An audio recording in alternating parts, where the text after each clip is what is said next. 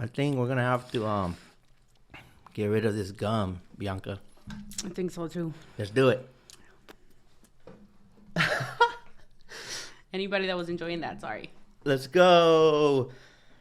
What's up, guys? Welcome back to the KONTAINEROZ podcast. The podcast is sponsored by PortPro, the leading operating system for drayage carriers. Schedule your demo today at portpro.io, and don't forget to mention KONTAINEROZ for 10% off.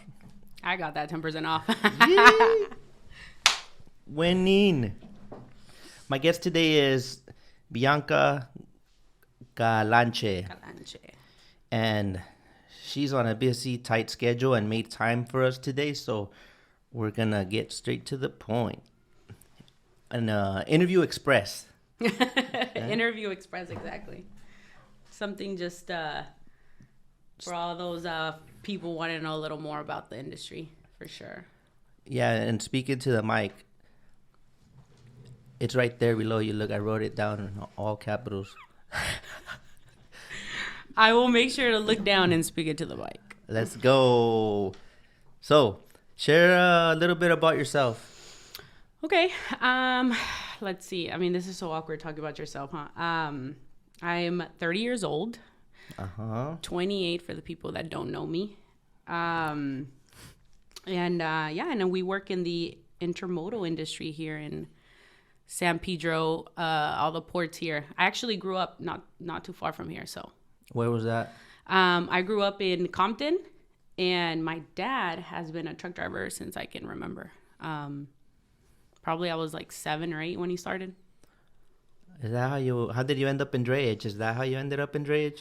Yeah, kind of. So, I mean, no one ever thinks like, yeah, I'm going to do this for a living. It sounds boring as fuck. Like, it does, actually, when you really think about. I mean, as a kid, you're not gonna like, oh yeah, I'm gonna be like a truck driver or like run a trucking company or whatever.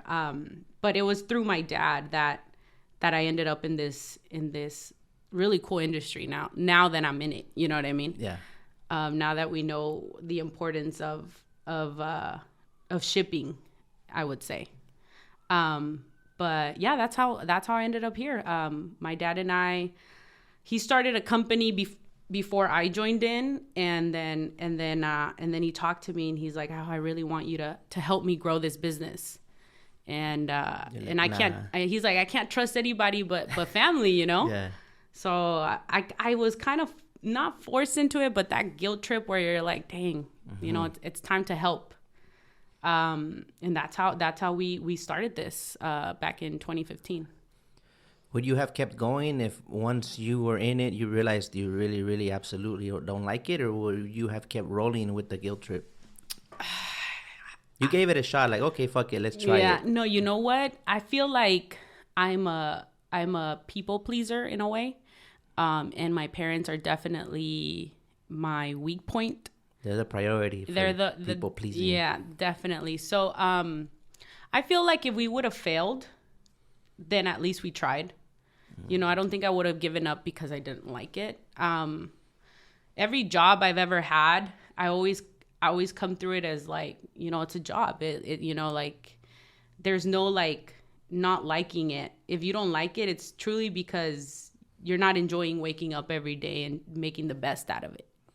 And I always tell everybody, like, whatever job you're in, there's always a ladder to climb.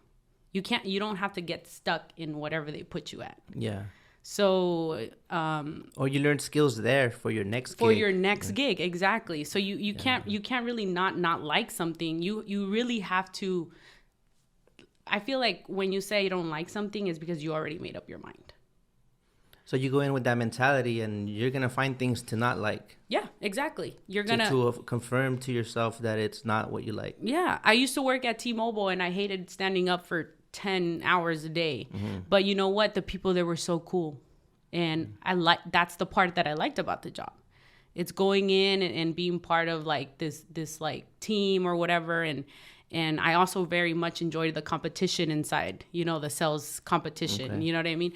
So yeah, I didn't like standing up and talking to people every day. Every day was a hustle, you know what I mean?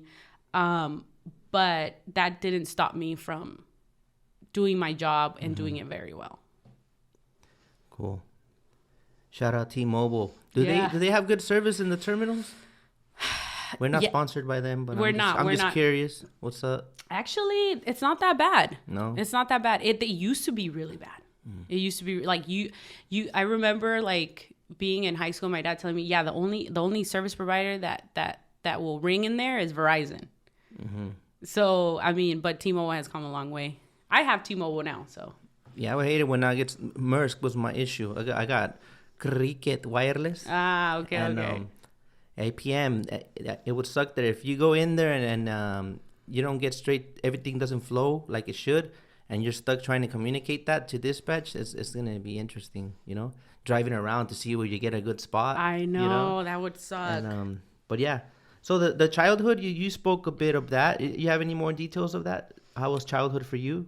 With your parents, or honestly, any experience stuck with you? Yeah, I can't complain because thankfully my parents they worked really hard, so como dicen en español, nada te falte, you know what I mean?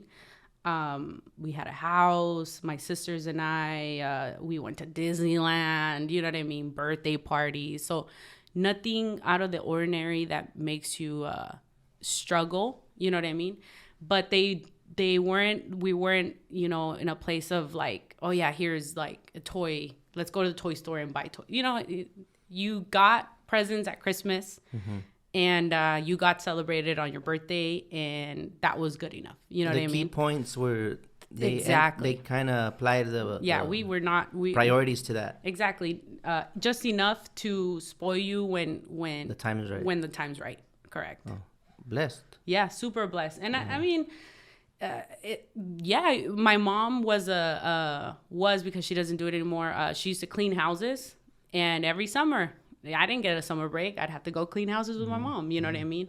And at the time, when you're a kid, you see it as, like all these other kids, it's summertime and they're hanging out and whatever, you know what I mean? And here I am scrubbing toilets. Yeah. But that's an honorable job. If that's the proper 100%. grammar, like that's like not something to be ashamed of. It's honest living. And it's funny how in different parts of the world, certain trades or things are deemed like or cool. For example, like over here, an automatic vehicle is like what is it like everybody wants the stick because it's cool. In Mexico, I heard it's like automatic is a luxury. Yeah.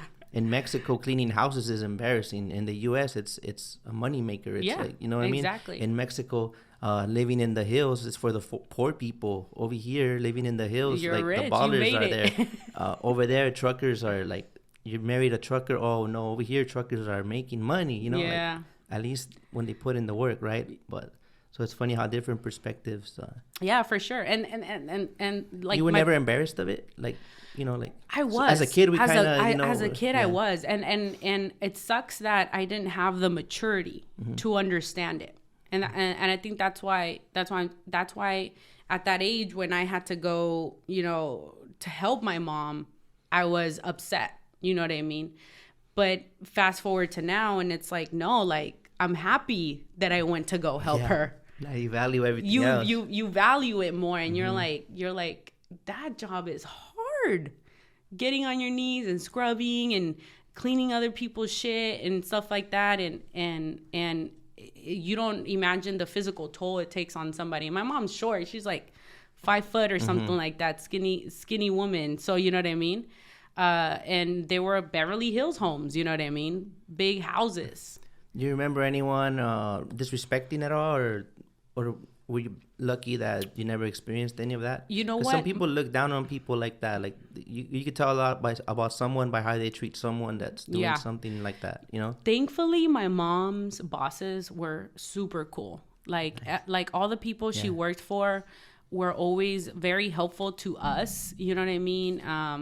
Whenever they were like didn't want something, they would give it to my mom. Like. And it wasn't even used things. It was, new things that they just forgot that they bought double DVDs, and we would get like a new DVD to watch, you know what I mean? And stuff like that.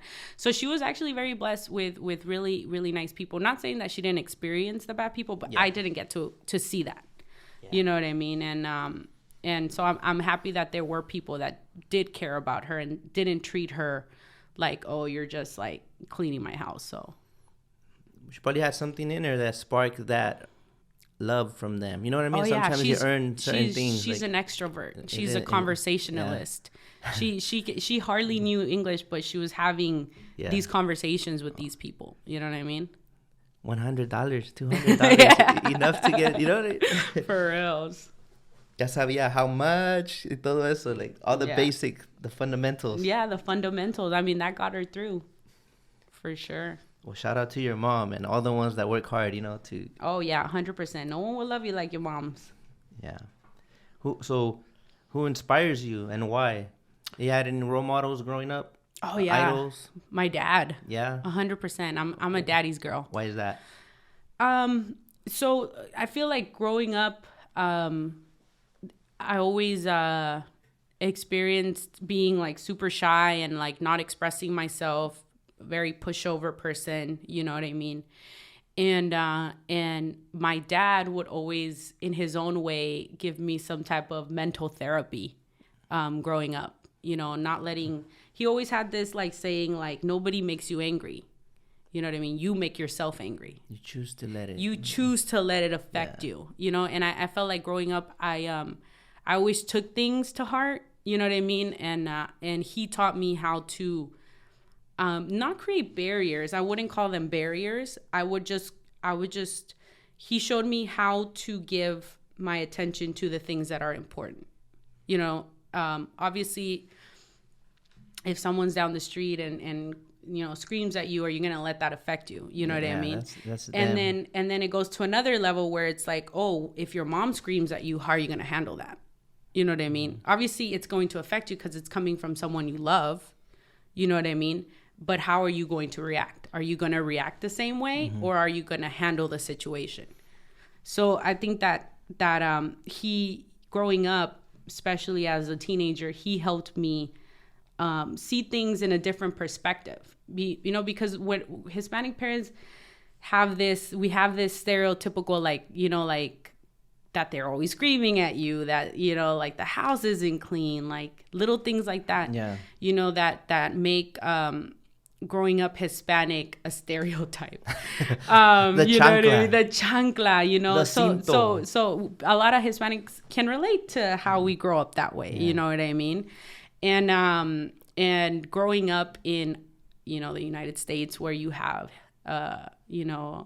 American friends that are Asian and white, and everybody, white people are like, oh, what? You can't sleep over my house?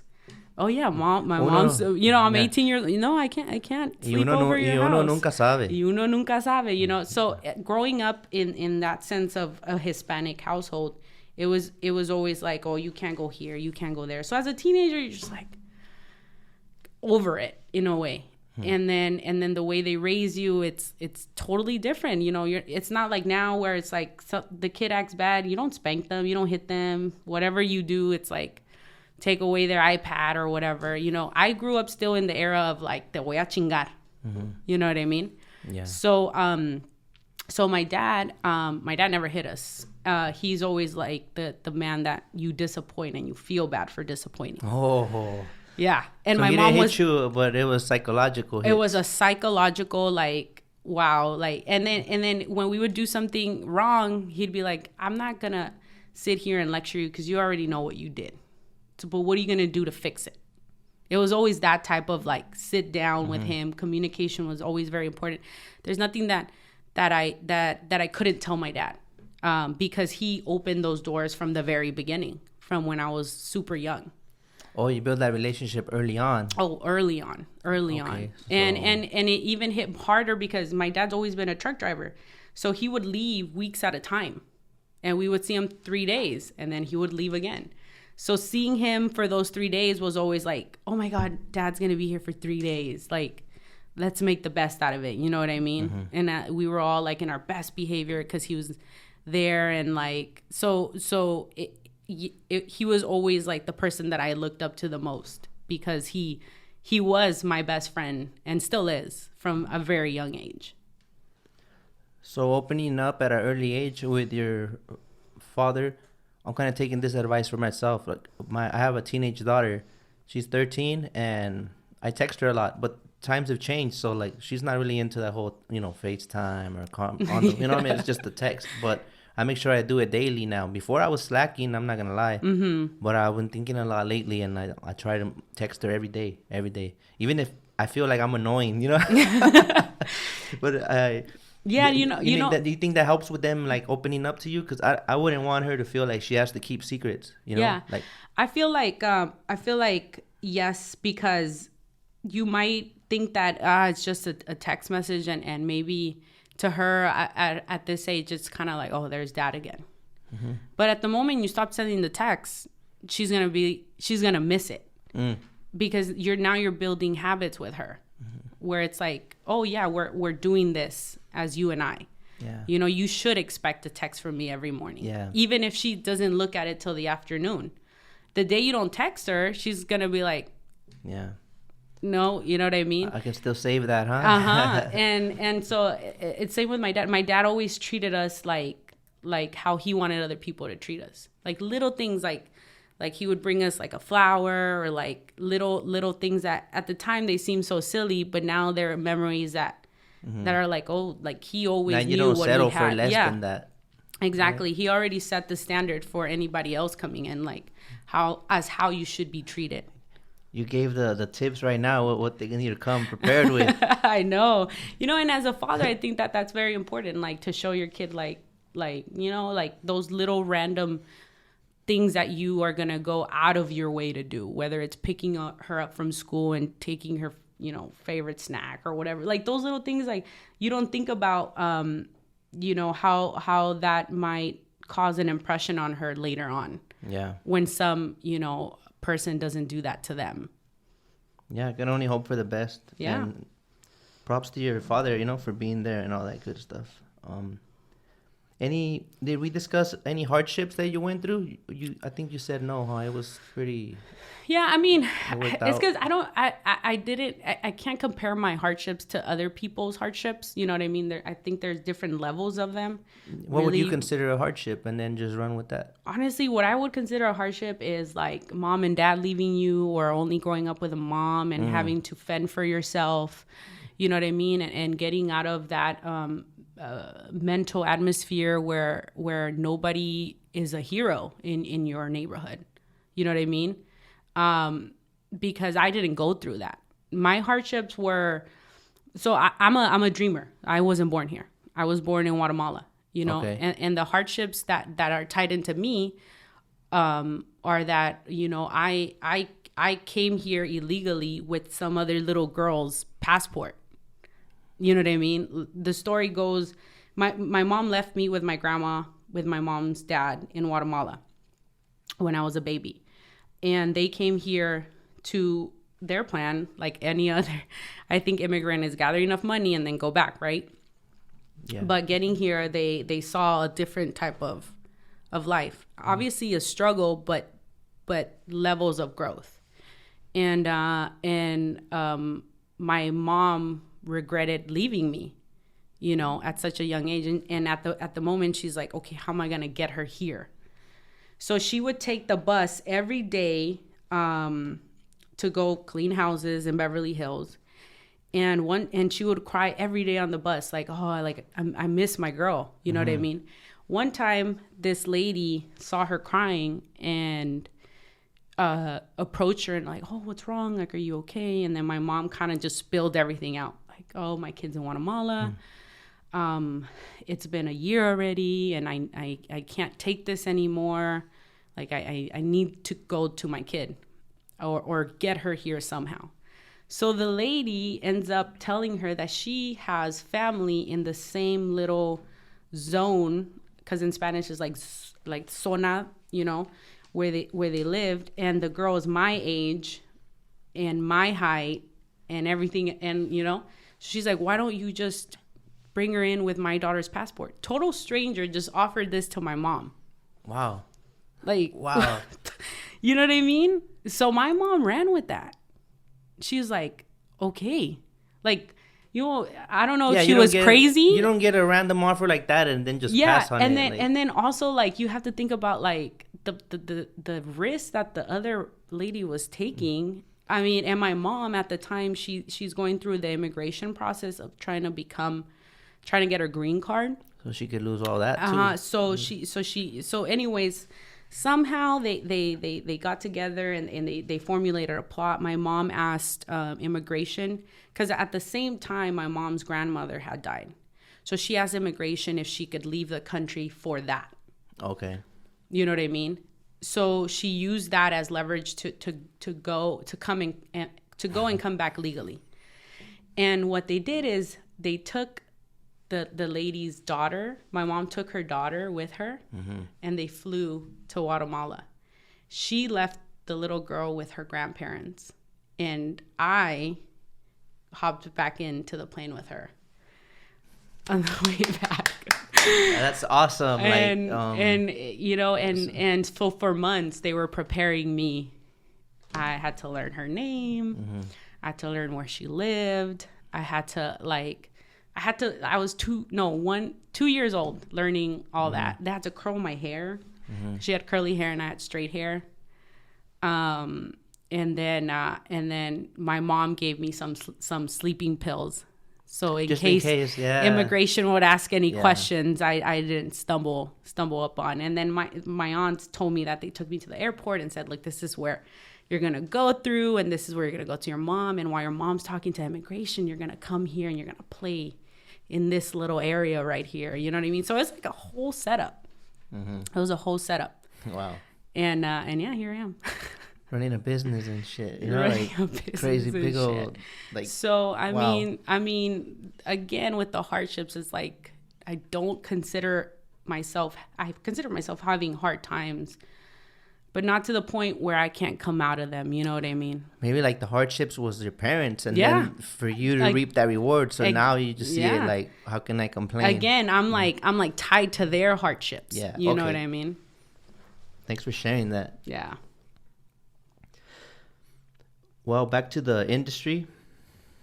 What's your favorite thing about the industry at the moment? Like, at the moment, I feel like it's exciting to see the industry change. I've been in the trucking industry since I was young. My dad started his first ever company partnership back in 2007. So I was doing invoicing for him when I was 15. Wow. So prices were not what they are now. You know what I mean? So, and also the amount of work that truck drivers have been blessed with is just insane. So I don't think we're ever going to go back to the months where there was no work. You think so? I think so. I really do. I think that the internet has changed all that. Amazon has changed all that. And I don't see it slowing down, because maybe at my level, but not slowing down, because people are just the way that the commerce is now. People just shop. Sometimes you're on your phone and you're like, I need a pen. You go on Amazon and you search up your favorite pen. I've done that because I like the fat pens. Oh yeah. And you buy 2 pens that are gonna arrive to your doorstep in 2 days. I got 12 of these or 10 at Dollar Tree. So yeah, it's $1.50. Yeah, $1.50. Yeah, so it's like the way you're buying things has changed, and the amount of people that are doing it that way is obviously you could see that because we have all this commerce that we need to get out of the ports and onto their course. Mm-hmm. So, don't hate me, but would you please stop hitting the table? Oh, sorry. You're good.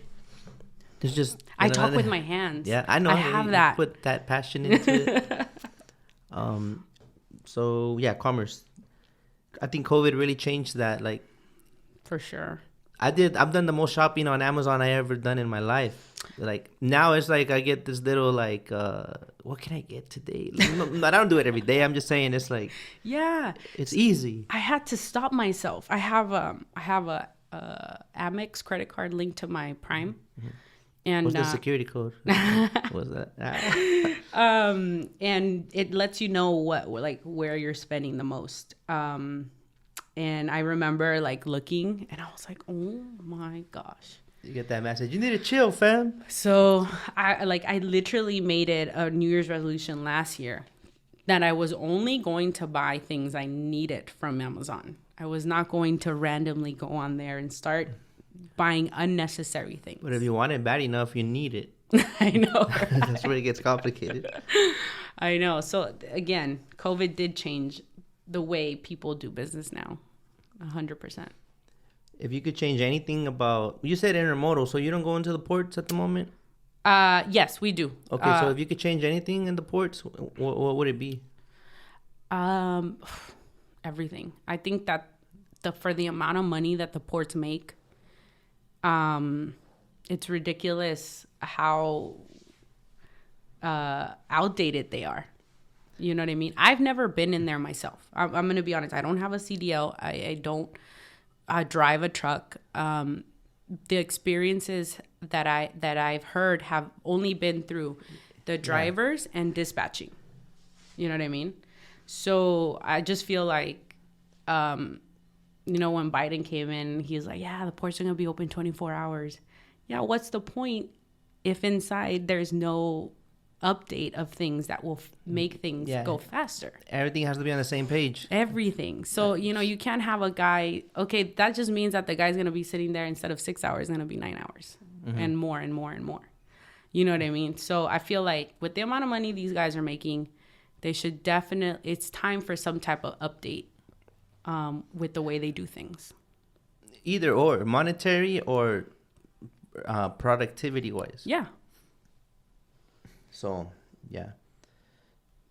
Time management and, I said that already. But yeah, it's either, I wouldn't mind, like, if I'm going to make more money, but to compensate for my waiting time and all that, it's cool.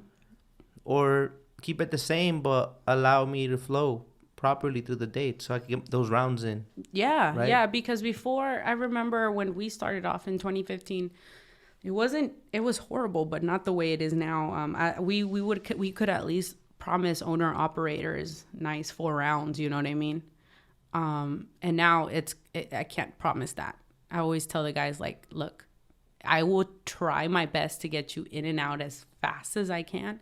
And we actually have a rule, like, if we've been there more than an hour looking for chassis or wasting our time, we're out of there. We're not gonna sit there and make you lose your time. But as a driver, that's frustrating because an hour is still, like, depending on what structure you guys have, an hour is still under 2 hours. So no waiting time kicks in. And even if it does at 2 hours, you still have to wait 1 more hour for it to kick in. So that's 3 hours for whatever the rate is per hour. So we only give our guys 1 hour of free waiting time. And everywhere? If you're everywhere, at the ports or at location. And actually, if you're in there looking for a chassis for an hour and you don't get it, you get a dry run. Nice. So we understand that time is money. So we're not trying to waste anybody's time, and nobody's time gets unpaid. You know what I mean? So that's a good thing because that's the reason we get the CDL. We want to get paid. Exactly, and so we understand that there's problems at the port. So we try to force the client's hand to pay what they need to pay. And your operation, what's that like? If you don't mind describing it with, Yeah, so 90% of what we do is from the ports. So we handle, we have about 15 trucks right now, and we have a little group of 3 guys that go outside. So 15 are local, and then three just, Vegas, Arizona, North Cal, all that. And the way we're running things right now is basically everything's pre-pool. For the guys that go outside, or? For the way we work is you always start from our yard and you go on your first move, and if the empty can be returned, which is almost most of the time, it goes back to the yard, and then you grab another empty that goes back for a dual, bring it back for a pre-pull, and then do another yard move. That's how we operate. Okay. Because the way we do things that way is because if we start from the port or if we don't do pre-pulls, we don't force the pre-pull on the client, we end up doing 1 or 1.5 moves a day. Okay. So this sets you up for the next day. And Yeah. So what I tell my guys is that we're all working as a team. So everybody can have those yard to yard moves, those easy moves that everybody likes. We still need to put in the work after it. You know what I mean? Restock the yard. Yeah, we got to restock the yard. Exactly. So so that's basically how we're operating now. I know a lot of companies do it opposite, where they send you to the port and you wait there and then you deliver at whatever time you get out.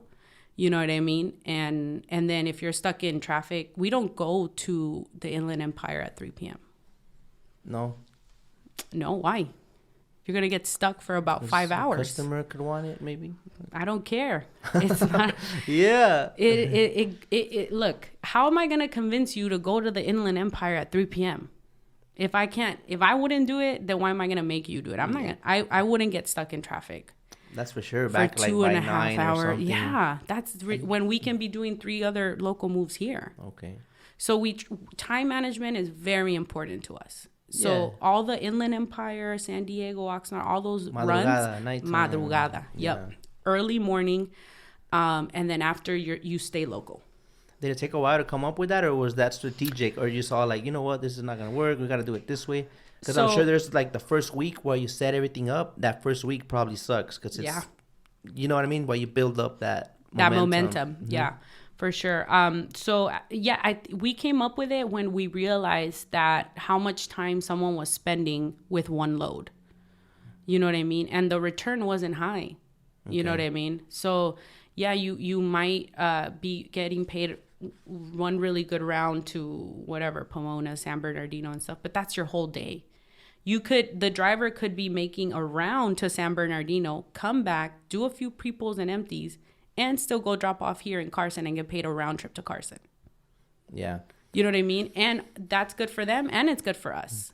Does it get complicated when you got to structure the pay for that? Because it can get confusing. Like, you know what? You're going to pre-pull this for free, but not really, because tomorrow you're going to get the full rate for it. No, actually, because we pay for every move. Okay, you just did it like that. So we pay for every move. Okay. So you get paid yard to yard, right? Or yard to port. It's the same rate, yard to yard or yard to port. Because the catch is, if they accept the empty, you got to go return it. So they won't be like favoritism to just do yard to yard. No. Why would I go to the port if the yard to yard pays the same? Yeah, no. So it's because if you if you drop it off at the yard, you still got to get another empty to return. Okay. So do people ever end up halfway, like they didn't complete the round? So not at all, because we're all, like, again, communication is structure. You know, so we talk to the guys and we let them know that if we do it this way, everybody gets the most amount of money per day. Yeah. So even if you can't return the empty, you know what I mean, and you end up going to the port bobtail, you're still getting paid for your people. You know what I mean? Even if you grab another empty, you're still going to get paid for that dual. You know what I mean? Because it's considered in another round. It's considered, your round is done right there. If you know, if you didn't get to return your empty and it wasn't your fault, why should you get dinged on that? What would happen is that I would do it to myself, that I would get an empty, a round trip.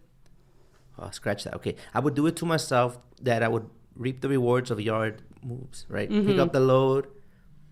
But, is that you or me? Oh, that's me. That's the money calling. That's the money calling. Here, let me put this on airplane mode. But yeah, what I was saying is that we all love the loads from the yard, but what I would do wrong is bring the empty to the yard and grab another load from the yard. Before you know it, I'm stuck with a bunch of empties. And my round would not get paid if I didn't terminate the empties. So like Friday and Saturday was like empty day. You know what I mean? Man, it's like greedy. Like, you're like, it's right there. I could take it. You know, I could take that load. Now I have 2 loads for the day, 3 loads for the day. Yeah. 3 empties. By the time you get back with the third one, you get like lazy. You're like, 3 rounds already. I'll do it tomorrow. Yeah. And at the beginning, that's what we were doing. And we noticed the amount of empties that were accumulating. And it wasn't proficient. You know what I mean? We weren't getting ahead. Yeah, like we thought, too. Like I thought we would, and on top of that, the client's like, "Oh, well, why didn't you return the empty?" Okay, then you can't charge me on storage. Then you can't charge me on more days of chassis because you could have returned it, and you chose not to. Yeah, you know all what I that mean. Goes down in the all that goes down, not in the DM, but in the EM. In the EMs, exactly. Emails. And so you have to set up that structure from the beginning. If someone comes and applies, I let them know right away. Look, the empty has to be returned if it can't. If it can't, oh well, like you take it back to the yard, and someone else is gonna return it because I'm gonna charge that client a stop-off fee. Okay, you'll always be good, but just come through with the empty. Just come through with the empty because you're gonna get paid. It's basically luck. If your empty doesn't go in, then you got lucky that day, and then you get to go do another round or a duel or whatever it is that's next on deck. You know what I mean? So and then I found ways to charge the client so I don't lose money. So we charge a stop off. So if your empty can't be returned, it has to be stopped off at the yard where the stop off fee comes from. And that will cover someone else grabbing the empty, taking it to the yard, and pulling another load. Yeah, every move is getting accounted for. Exactly. So even if your empty went to the yard and you grab someone else's empty, you're getting paid for that empty. Yeah. As an empty in, because it's already been monetized. Okay. You got your round because your empty ended at the yard. If you grab another empty, that's a bonus. That's another bonus. That's how I keep the guys from fighting me on certain things, because at the end, I promise you, I'm trying to get you paid for everything. So when I can't, it's really because I can't. Okay. Yeah, some of us have that, like, you're out to take advantage. Yeah. Oh, a lot. Everybody that comes to my door thinks that I'm out to get them. And at the end, they don't leave me because I'm transparent. Look, bro, this is what I got paid. This is what I'm paying you. Yeah. You know what I mean? I can't hide the money. You know what I mean? If I'm not making money, you're not making money. So a lot of guys come, like, almost ready to fight me. Yeah. And at the end, it's all the experiences we go through. Exactly. So. And a lot of guys have told me, but they owe me money here, they owe me money there, and blah, blah. And I'm like, I'm sorry about that. You know what I mean? But I promise you I won't do you wrong. Blowing up your phone when it's a hot load, and then when it's time to get paid, I don't know, all of a sudden, the crickets. Yeah, they don't approve accessorials and things like that. And no, I get it. But we try our very best to be fair. That's our saying. It's like, if we can be fair, then, and you see that we're being fair, then there's no way to have an argument. We can have a discussion about things, about what you consider fair and what I consider fair, and meet somewhere in the middle. Everybody's mind is a whole new world. But no, some people want you give them la mano, they want the whole arm, Exactly. So and it is what it is. And I think that's the hard part about being on the boss chair, is that they always think that you're getting, the better end of the stick. Mm-hmm. Well, and they're welcome to try it and be the boss and see how that works. In a long term, I might be, but at the moment, I'm still trying to make my way just like you are. Yeah. You know what I mean? So we definitely try and strive for fairness. Yeah, I think everyone on opposite ends, it'd be cool momentarily to swap roles for the day. Like, this is what they really go through. And then kind of like probably not the same, like that movie, that grouchy guy for Christmas, Scrooge. What is it? Oh, yeah.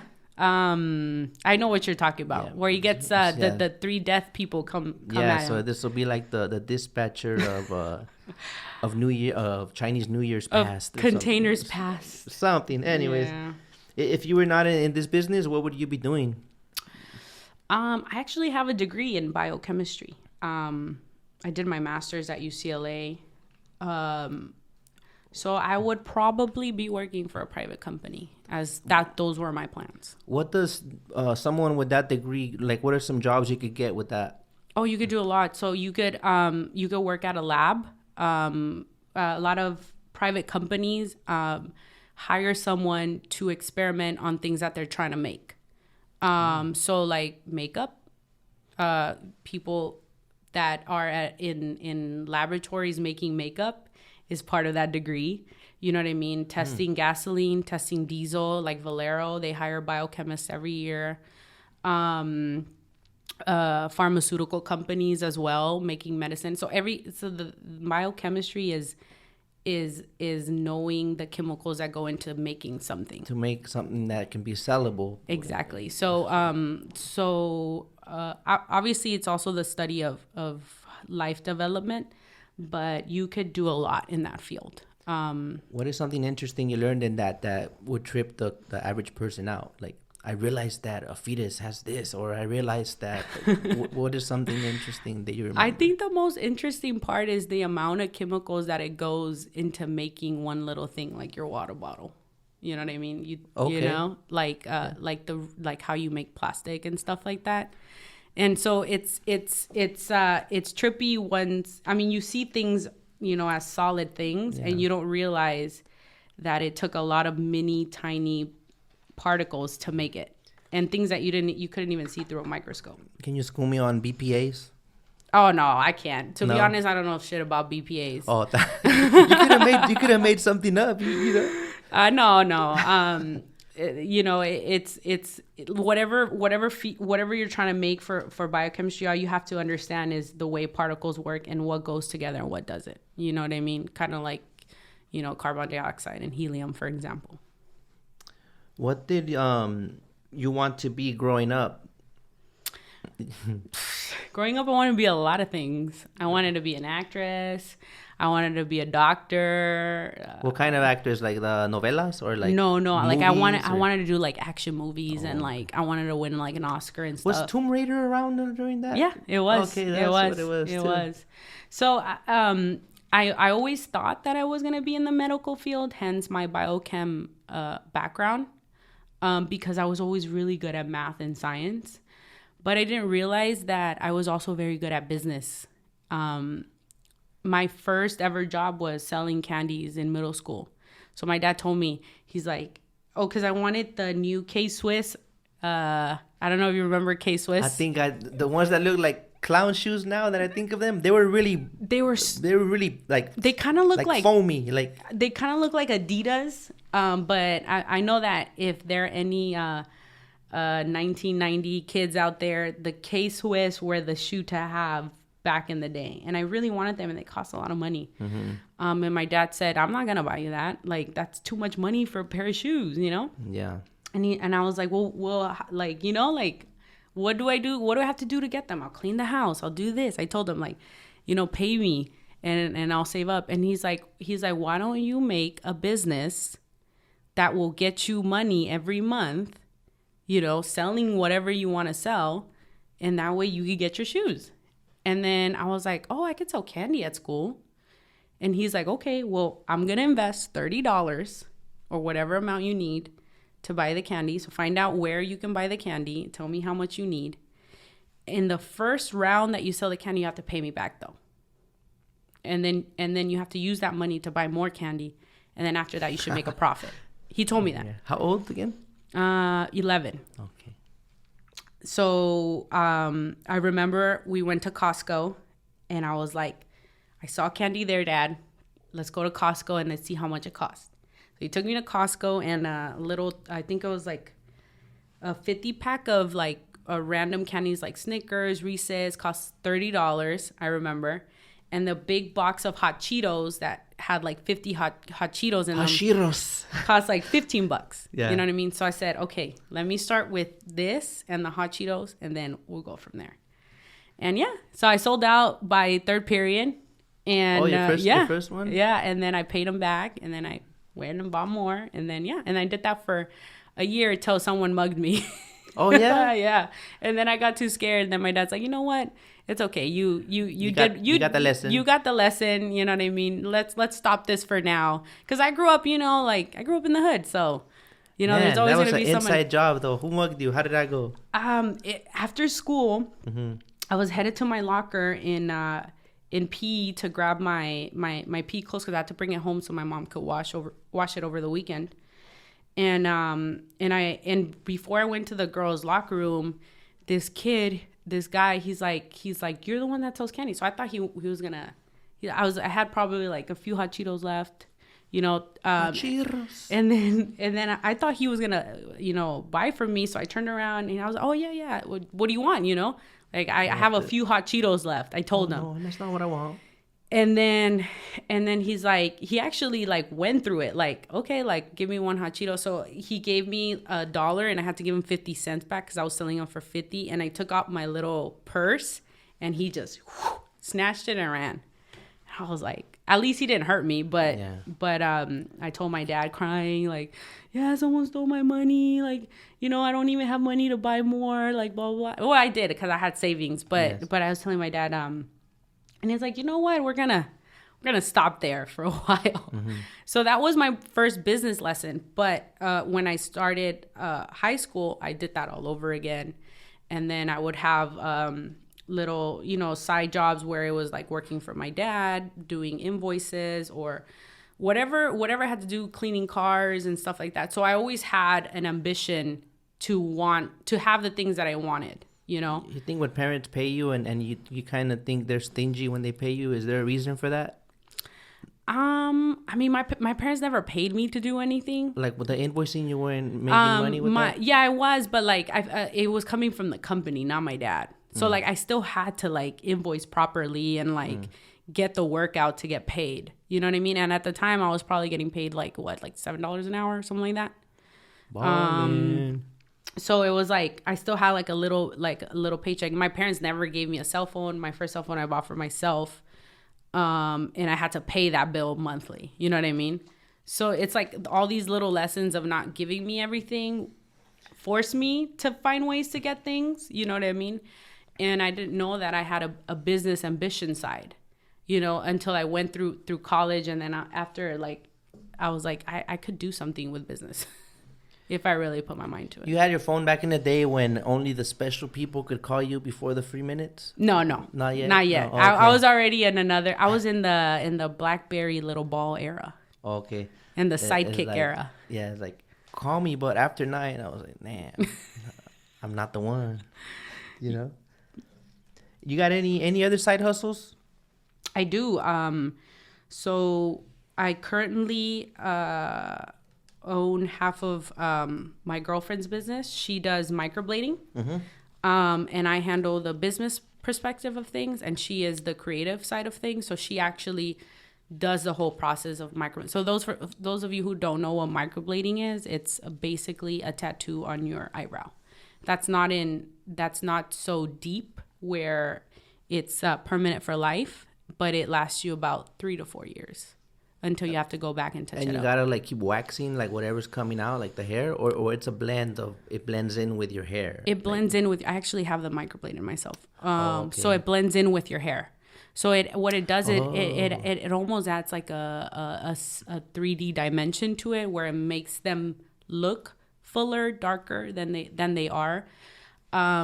So yeah, that's what she does full time, and that's what I help her with half of the time to grow her business and do all the administrative things and the marketing and, you know, all that other stuff that goes to a new business.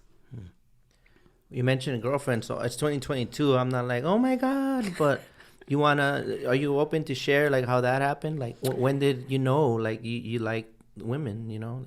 Yeah, so it happened, I would say like puberty stage. So it's weird because when I was young, like 12, 13, I knew that I had an attraction, but I didn't know because I wasn't mature enough to understand it. Okay. If that makes sense. It's kind of like the same way as when you're young and you like a girl. Mm-hmm. You know what I mean? Little crush. A little crush. You know, you don't know the extent of it. It's kind of something you just brush off. You know what I mean? But for sure, I knew already in high school. That age where everybody is dating someone or liking someone. I knew then, but I didn't tell anybody. Oh, hell no. Especially not my family at the time. You know, those very Hispanic-rooted traditions. And there was nobody in my family that identified as gay or lesbian.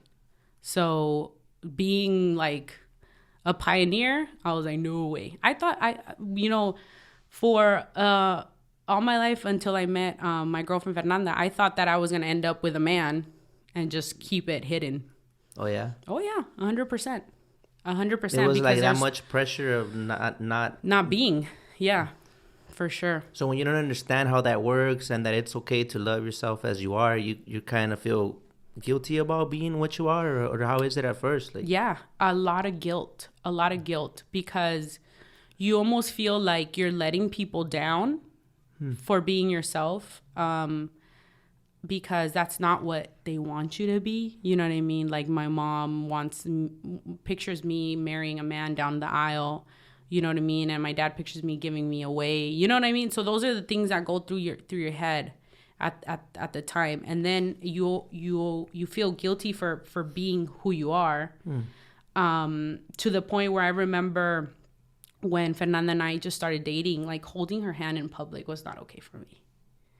Like, even though you knew you were that, you still had like your inner domestication, as I've come to learn. It took me a while. Like, that you want to...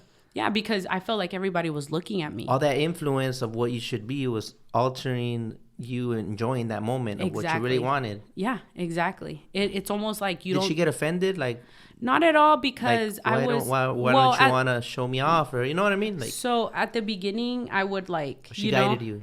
Not so much, but like at the beginning, I would like not want to do it. And I felt her almost start to question things. So again, I come I grew up with like communication is key to things, you know what I mean?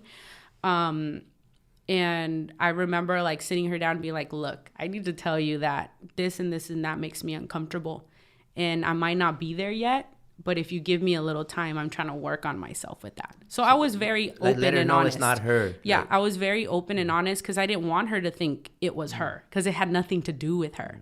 It had everything to do with me accepting myself and accepting that I'm not like everyone else, and I can't please everybody by, like my parents, like making their dreams come true of what they think my life should look like. You know what I mean?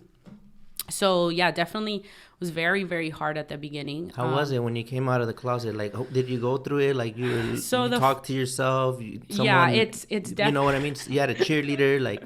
So my sister was definitely my cheerleader. The first person I told was my sister. At what age? Did I miss that? At what age did you... the first person that I came out to, I was 24. In the 20s? Yeah, 24. I told you, like, I'm telling you, my whole life I thought that I was going to marry a man and just kind of like push all that down and kind of go through life that way. I really, really thought that. And I didn't come out until I met Fernanda. So she kind of gave you that push, like, yeah, this confirms that I really... And we were both inside the closet, as you can say it. So it was... Oh, wow. It was, we were both cheerleading on each other, and we didn't know. I think that's why it works so well, because people that are outside the closet feel like they don't want to go back in. You know what I mean? So when they meet someone that's still in the closet, it usually doesn't go well, because there's a lot of patience that you need. Okay. So it helped that we were both new to both of you. Yeah, like we knew that we liked each other and stuff like that, but we weren't sure how we were gonna tell our families or how we were going to go about it through life. You know what I mean?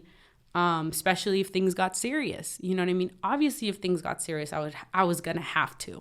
You know what I mean?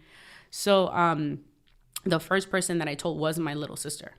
So she was awesome, because when I was ready to tell my parents, she was the one to have my back always. You know what I mean? So the first parent I told was my dad. It was like so random. We were on our way to finish our corporate taxes.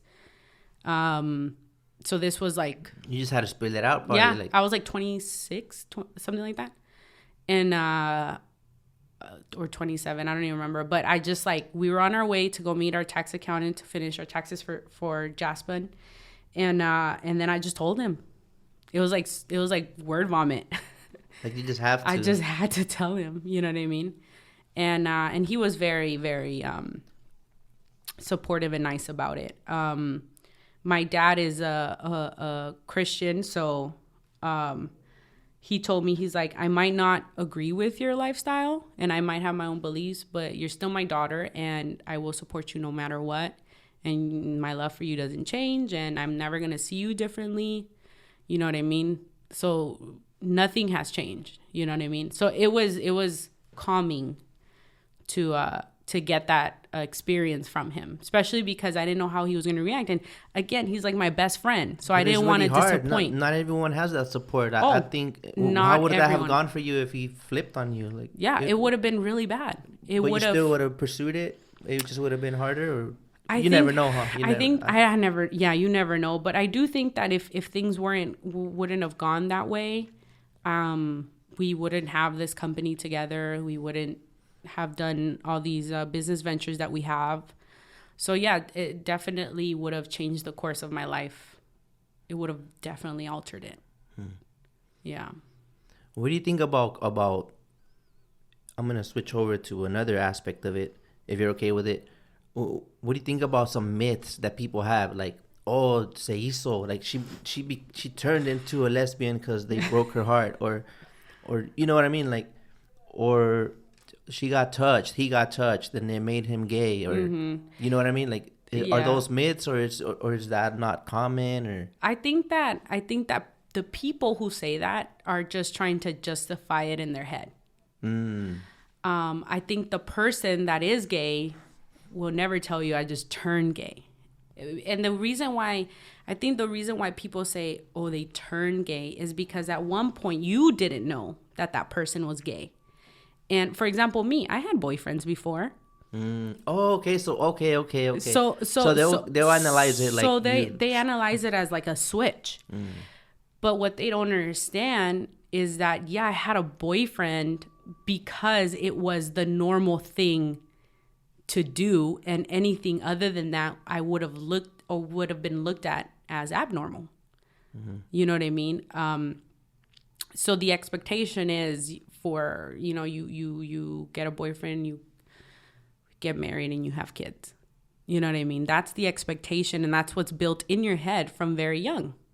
Everyone's like a clone when it comes to the way to run your life. Exactly. And then there's this pressure, like a certain age, you got to be this, you have to be that. successful at, 30 or whatever. You have to go to college and graduate. Like, not everyone has the same path. And it goes the same with sexuality.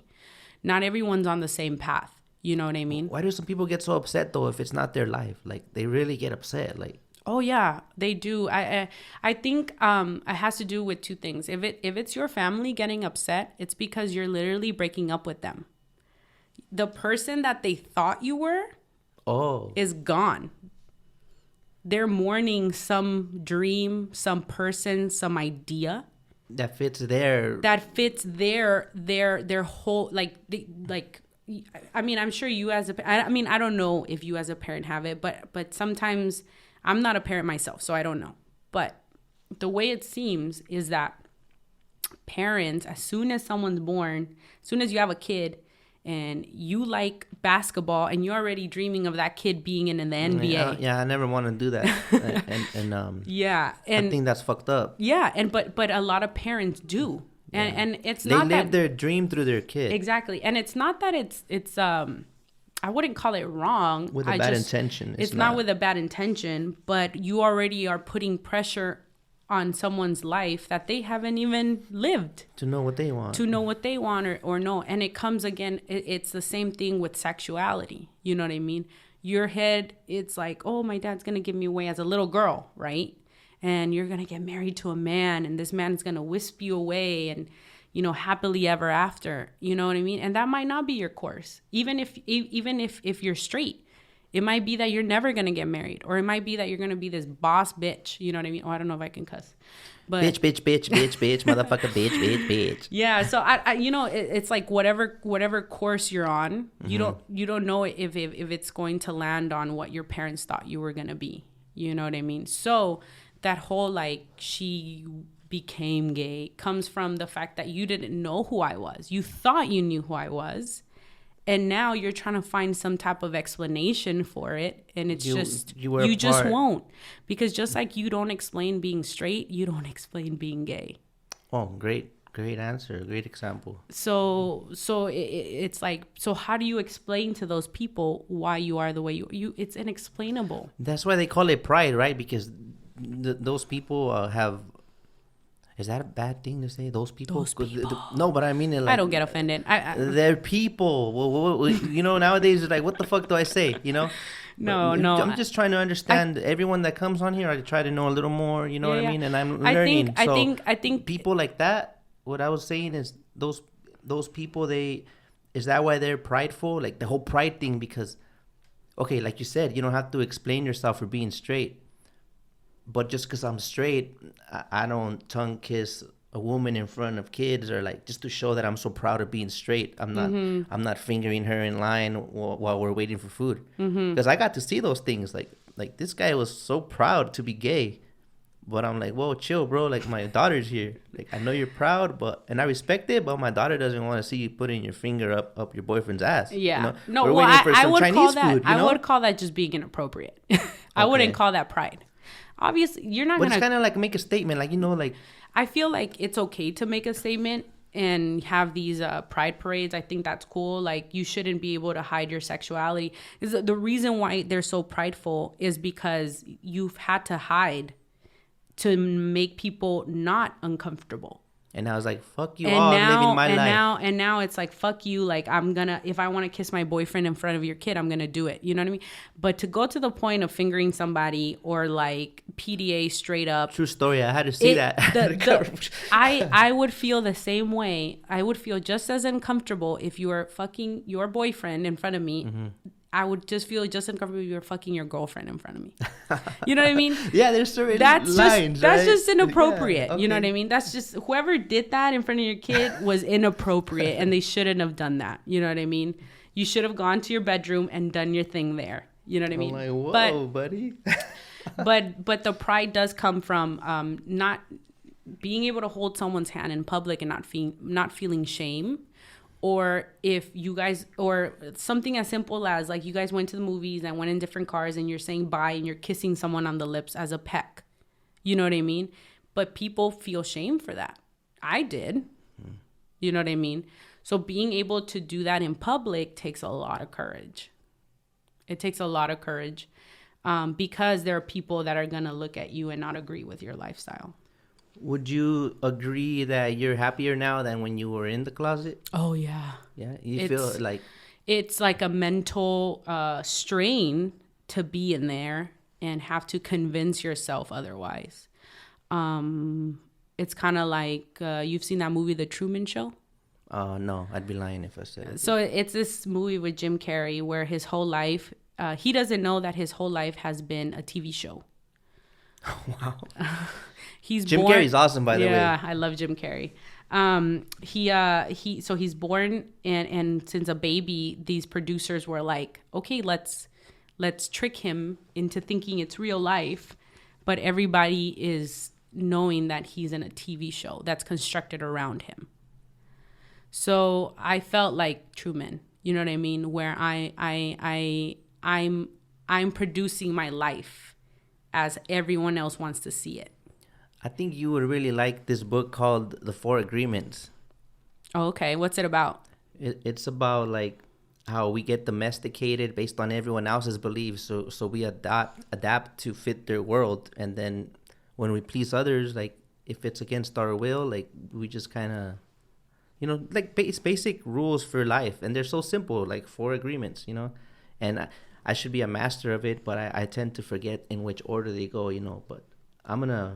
Yeah, I'll recommend it. You know? I love reading, so definitely recommend me that book. But yeah, in a way, I felt trapped in this TV show that everybody else was watching and enjoying, and I wasn't. You know what I mean?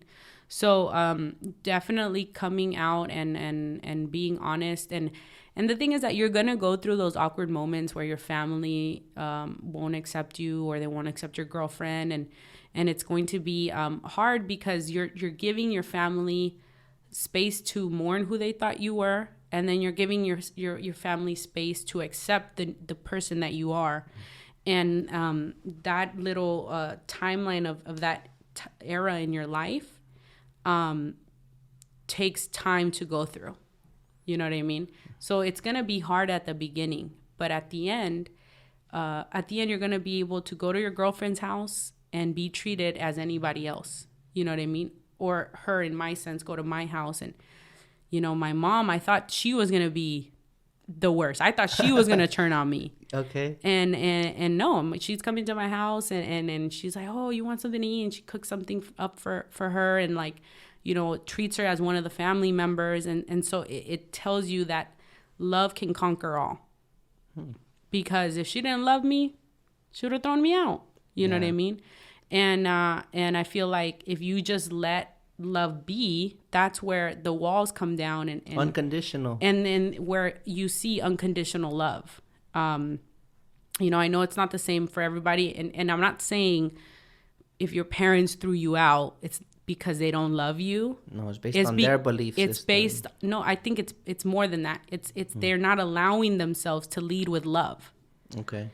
They're allowing themselves to lead with either belief, stubbornness, embarrassment, not wanting other family members to find out their kid is gay.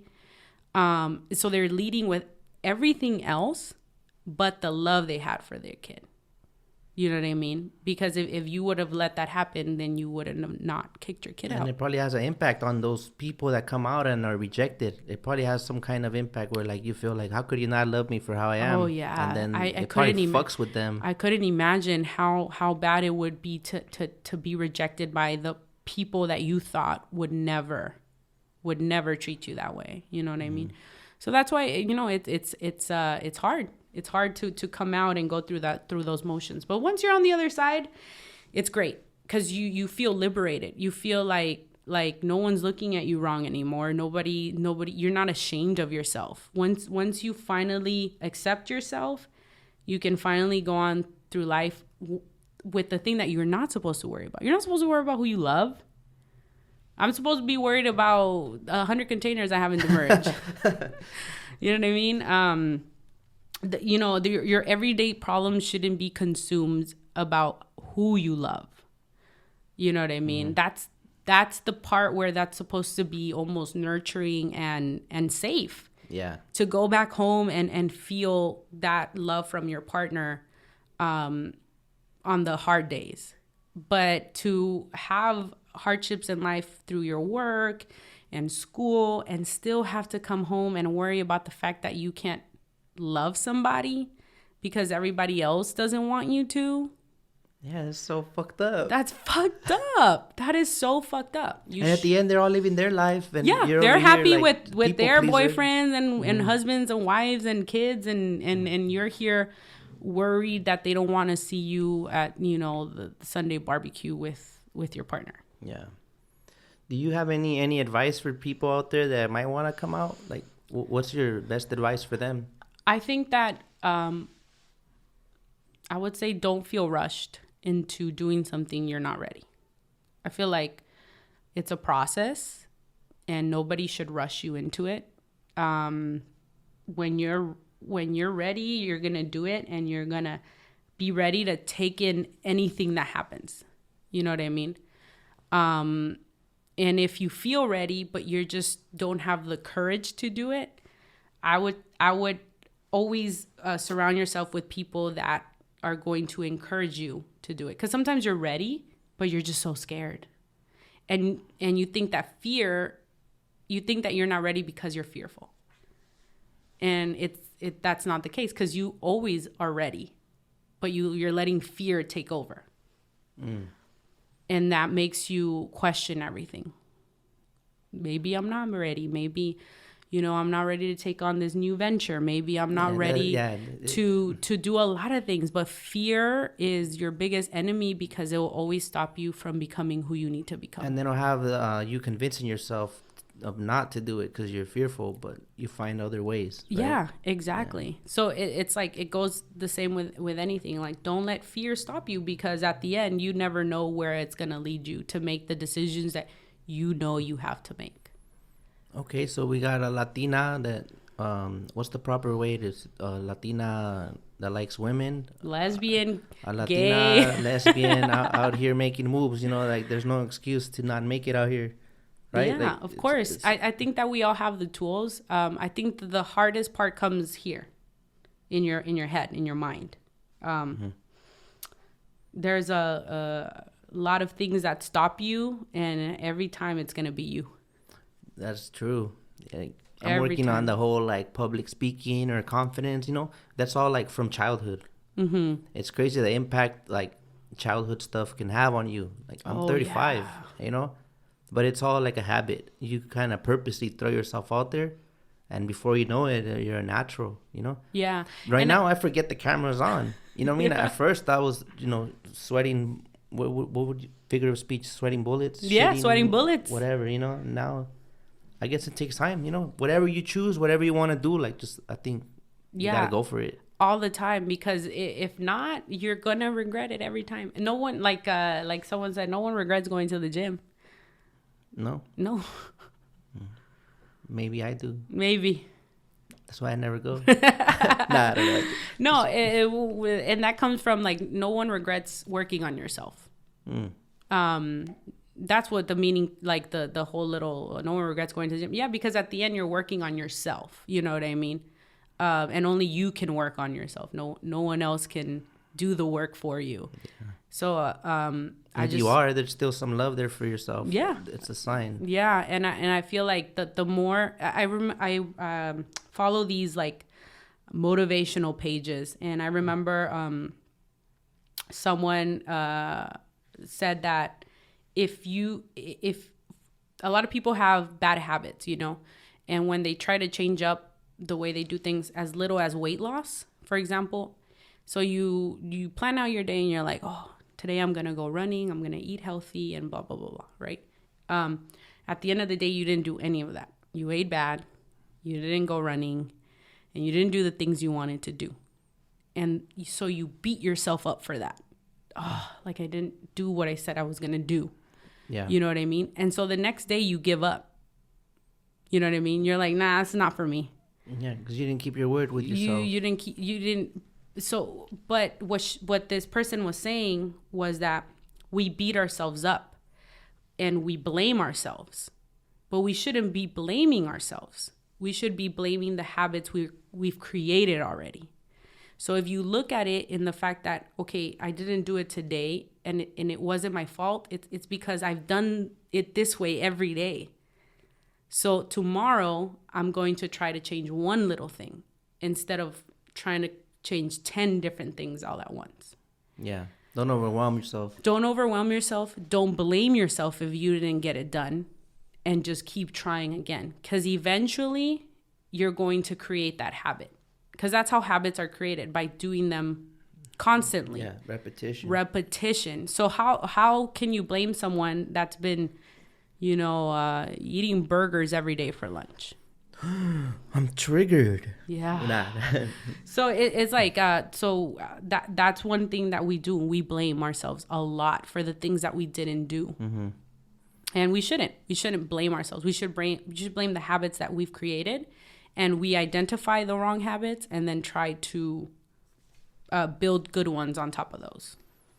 Yeah, and the blaming just makes it worse the next day, because now you use that to discourage that saying. It's like, get the fuck out of that vibe. Like, you know what? Like, I'm done with this. It wasn't for me. You know what I mean?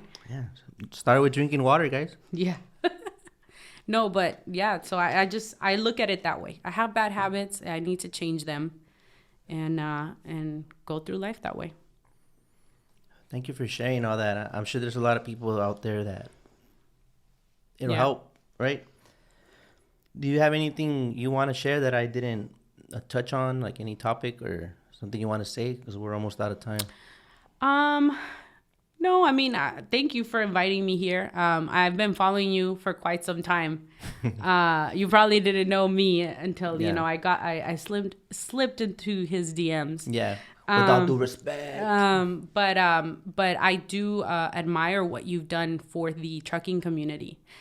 Because I remember back in, like, when I started this with my dad in 2015, I was like, why isn't there more of this social media trends? Because I was seeing, like, because our problem in the day was, like, we didn't have enough drivers or owner operators or whatever to run the business. So it was really hard to connect with somebody, because back in the day it was word of mouth. It still Yes. kind of is, but it was a lot of word of mouth. Like, oh, you know this company, and then they get you into it, and so on and so on.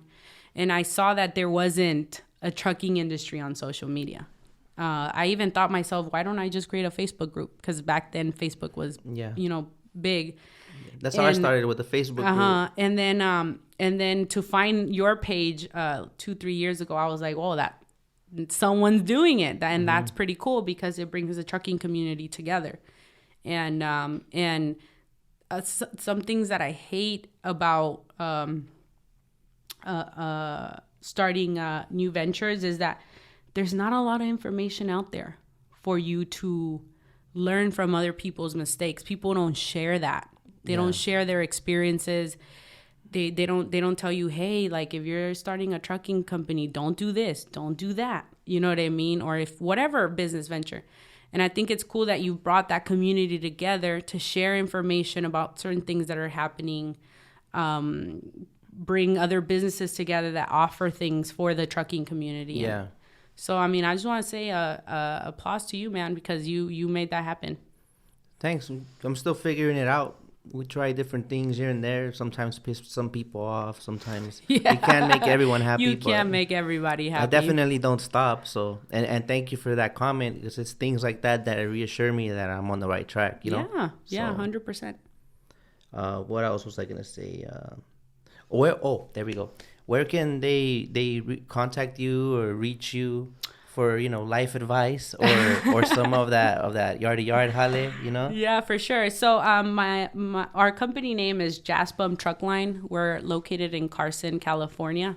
If you Google us, you'll find my number, office number, everything there. If you want to work for us, come work for us. I got plenty of work, plenty of trucks to get you started.